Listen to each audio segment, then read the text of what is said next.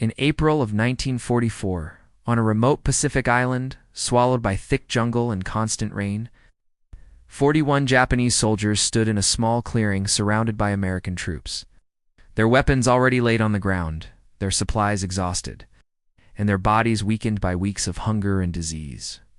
And while the physical suffering no longer mattered to most of them because pain had become a familiar companion long before this moment, what weighed far heavier on their minds was the absolute certainty that surrender had sealed their fate. As every man standing there had been raised on the same belief that capture was worse than death and the enemy would show no mercy, and so they expected punishment, humiliation, and likely execution. Not because they had personally witnessed it, but because it had been drilled into them since childhood through training, stories, and doctrine. Lieutenant Hiroshi Tanaka stood among them, his uniform torn and faded, his face thin from malnutrition, yet his posture rigid with discipline.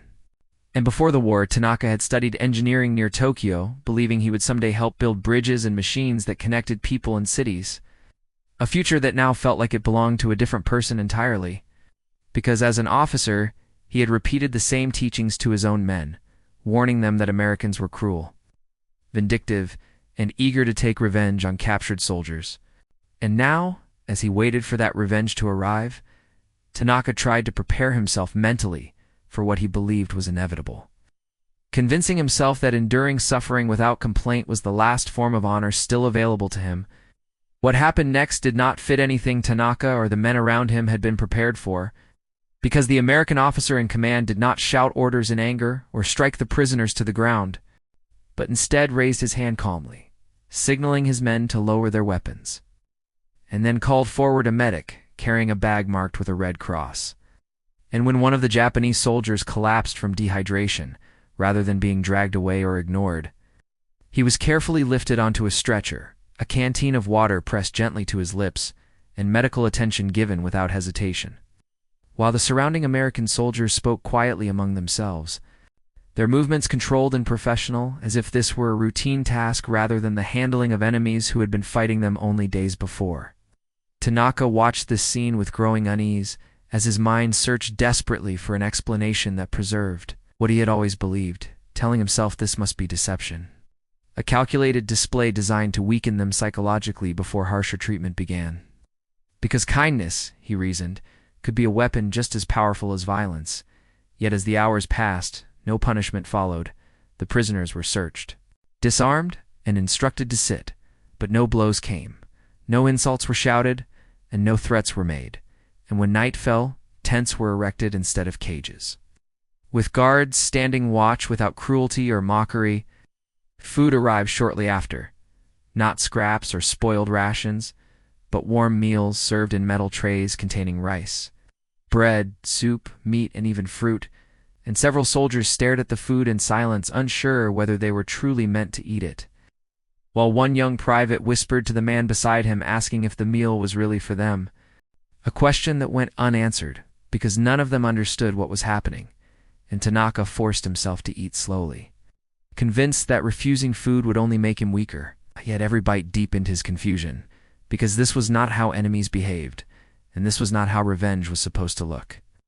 Over the following days, the pattern continued as the prisoners were marched toward the coast, loaded onto transport ships, and carried away from the island, and throughout the journey they were fed regularly, given water, and treated for injuries and illness, with no interrogations and no beatings, while at night the men whispered among themselves, constructing theories to explain the situation.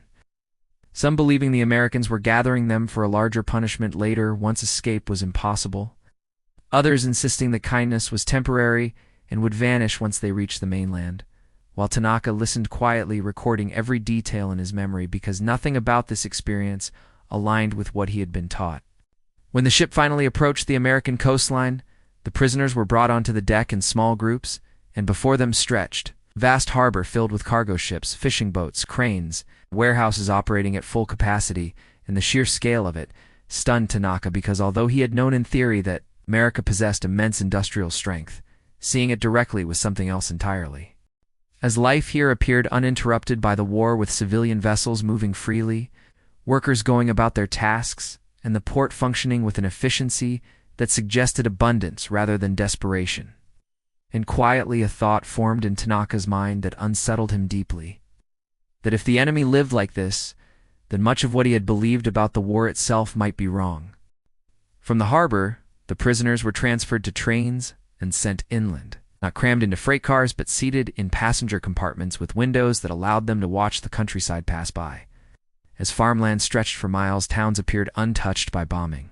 Families went about daily life as if the conflict were happening on another world. And during brief stops, the prisoners observed civilians carrying bags of groceries, children eating sweets and newspapers filled with information rather than propaganda slogans, with each scene quietly chipping away at the mental image Tanaka had carried for years. Their destination was a prisoner of war camp deep inside the country. And as the gates closed behind them, Tanaka finally braced himself, convinced this was where the true suffering would begin. Because the camp had fences, guard towers, and armed sentries just as he expected. Yet what awaited them inside shattered that expectation, as the barracks were simple but clean. Each man assigned his own bed with a mattress, blankets, and a locker. With electric lights illuminating the room, washing facilities with running water and functioning toilets, and on each bed a neatly arranged set of clothing, boots, personal hygiene items, and basic supplies. The men stood frozen, staring at what they saw, no one speaking. Some cautiously reaching out to touch the blankets or lift an item as if afraid it might disappear. While Tanaka walked slowly through the barracks, counting the beds and noting the identical care packages laid out with precision, realizing this was not improvisation but organization on a massive scale. Thousands of prisoners receiving the same treatment, a realization that unsettled him more than any beating could have, because if this was an act, it was one sustained with extraordinary consistency. That night, Tanaka lay awake on his bed, staring at the ceiling as quiet murmurs filled the barracks. It was some men crying softly as they thought of families back home who lacked even these basic comforts. Others lying in silence, struggling to reconcile what they were experiencing with everything they had been taught to expect. Ow. While Tanaka felt something inside him begin to fracture as the certainty that had guided his entire life as a soldier was no longer solid, because the enemy he had prepared himself to face did not exist in the form he had imagined. And as the camp settled into uneasy quiet, Tanaka realized that whatever was happening here was not temporary. This was not revenge delayed, but something far more disturbing and far more powerful. A reality that would force him and every man beside him to confront the possibility that they had been fighting under assumptions that were fundamentally wrong. As the days inside the camp slowly turned into weeks, the punishment Tanaka had been bracing himself for never arrived, because the treatment remained steady and unchanged.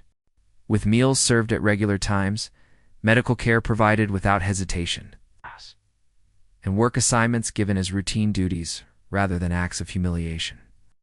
And although the prisoners remained behind fences under armed guard, there was no cruelty, no sudden violence, and no attempt to strip them of dignity, a consistency that began to unsettle Tanaka far more deeply than fear ever had. The men were assigned to basic labor, cleaning facilities, maintaining campgrounds, and working in nearby fields. And while the work was physically demanding, it was not excessive or brutal. With scheduled breaks, adequate food, and immediate medical attention whenever someone became ill or injured. And Tanaka observed that American guards enforced discipline firmly but without rage, correcting behavior through interpreters rather than fists.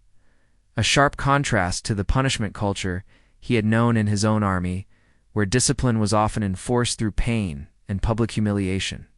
What disturbed Tanaka most were the small, almost invisible moments.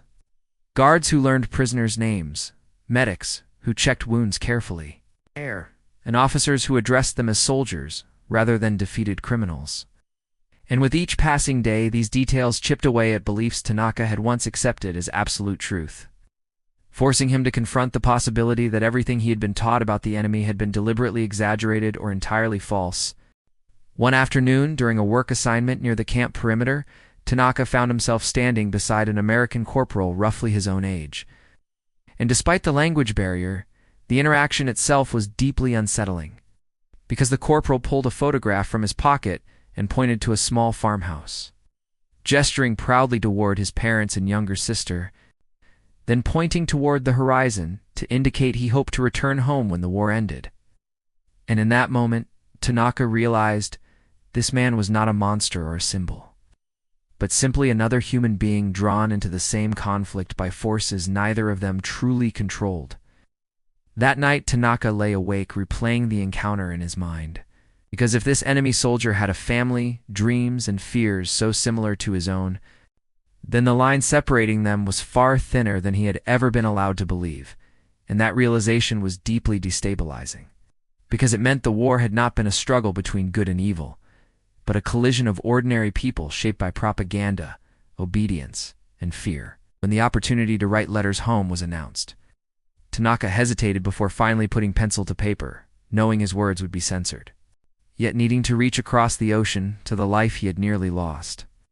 And when weeks later a reply arrived, confirming that his wife and daughter were alive, struggling but surviving, something inside him fractured in a way no battlefield defeat ever had. Because the Americans had not been obligated to deliver that letter, had not gained anything by preserving that connection, yet they had done so anyway. Inside the barracks, conversations began to change, shifting slowly from suspicion to reflection, as men spoke in hushed voices about the war, about orders they had followed without question, and about actions they now struggled to justify. And for the first time, Tanaka heard fellow soldiers openly questioning not only the enemy's cruelty, but their own conduct, their own assumptions, and the system that had demanded unquestioning loyalty above all else.